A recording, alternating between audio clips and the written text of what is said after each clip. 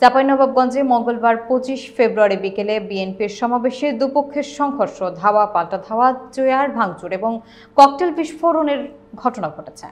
বিস্তারিত থাকছে শেতাউর রহমানের তথ্যচিত্রে। চাঁপাইনবাবগঞ্জ পৌর পার্কে নিত্য প্রয়োজনীয় পণ্যের মূল্যবৃদ্ধি সহনীয় পর্যায়ে রাখা, অবনতিশীল আইন শৃঙ্খলা পরিস্থিতির উন্নতি এবং নির্বাচনী রোডম্যাপ ঘোষণার দাবি এবং পতিত ফ্যাসিবাদের বিরুদ্ধে চক্রান্তের প্রতিবাদে সমাবেশ অনুষ্ঠিত হয়।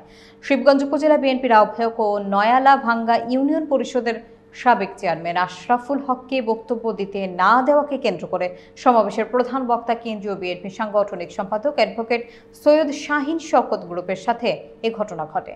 ধাক্কাধাক্কি, চেয়ার ছোড়াছুড়ির, ককটেল বিস্ফোরণ হয়। পুলিশ এবং সেনাবাহিনীর সদস্যরা পরিস্থিতি নিয়ন্ত্রণে আনে।